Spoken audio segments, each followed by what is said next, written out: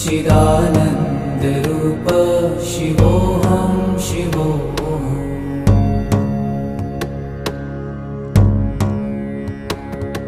न च प्राणसंज्ञो न वै पञ्चवायु, न वा सप्तधातु न वा पञ्चकोश,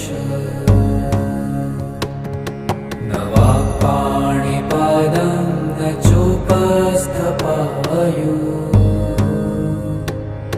चिदा